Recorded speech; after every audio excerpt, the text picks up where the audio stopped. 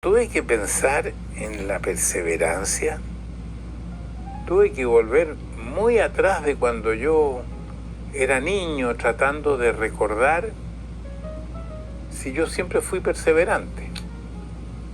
Y yo creo que sí. Y lo que no fui fue buen estudiante. Un estudiante más o menos. Yo consideraba que me enseñaban en el colegio los estambres y los pistilos, me acuerdo en ese entonces. Yo dije, ¿cuándo voy a usar en mi vida los pistambres y los pistilos? Pero me equivoqué, porque yo debiera haber sido buen alumno, yo tenía la capacidad de serlo, no importaba lo que me enseñaran, sino que yo además debiera haber ido a la universidad siguiendo lo que me gustaba, porque finalmente fue una universidad técnica, pero podía haber ido a otra universidad donde en ese tiempo no existía para estudiar de comunicaciones, pero sí para estudiar de periodismo, y yo creo que eso me hubiese servido. Pero la universidad, aunque fuera técnica, me ayudó muchísimo a salir adelante. Y como decía, yo trato de recordar si era perseverante de niño. Yo creo que en muchas cosas, en los juegos, en todas esas cosas yo era empeñoso. Yo me acuerdo, por ejemplo, cuando era chiquitito yo no era bueno para el fútbol, pero le hacía tanto empeño para que me pusieran, y al final era el último que me elegían, porque no era de los mejores, y me ponían al arco. Pero yo al arco le ponía tanto empeño, y al final, como no era tan ágil, sí era muy arriesgado y me iba a los pies de los jugadores a quitarles la pelota, así que me gané un puesto.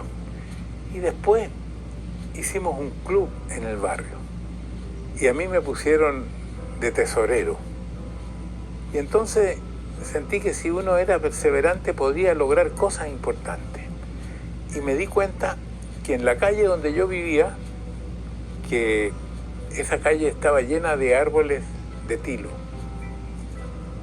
Y entonces se me ocurrió comentarle a mis compañeros que cuando florecieran los tilos, le sacáramos todas las flores, los pusiéramos en el techo de un gallinero que había en mi casa, chiquitito por supuesto, pero la mayoría de las casas de ese barrio tenían gallineros. Yo vivía en Santa Julia 296, barrio de Ñuñoa, un barrio de Santiago, y esperamos que se secara el tilo.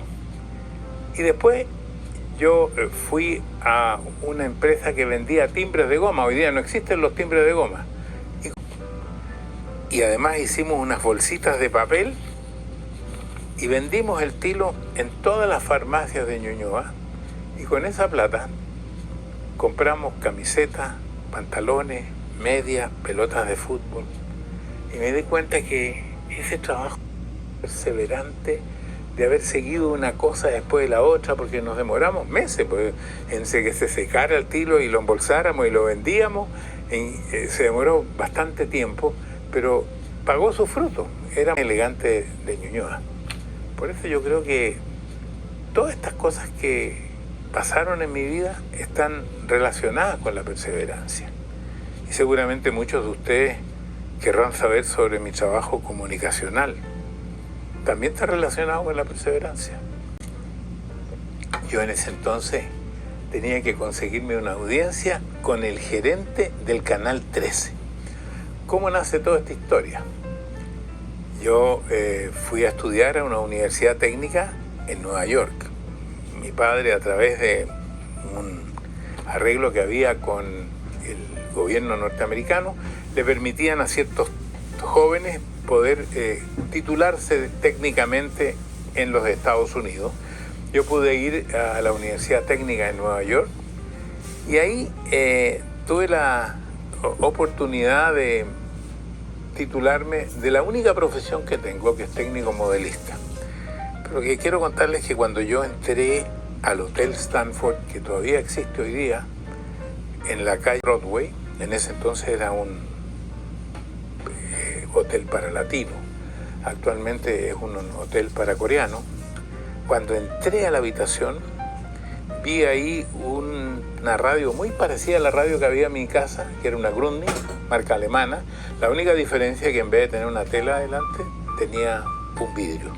Y cuando yo encendí esa radio y vi que era una radio que se escuchaba y se veía al mismo tiempo, o sea, mi primer contacto con un aparato de televisión, pensé que todo lo que estaba estudiando y todo lo que sabía había quedado atrás, que este era el futuro era la televisión.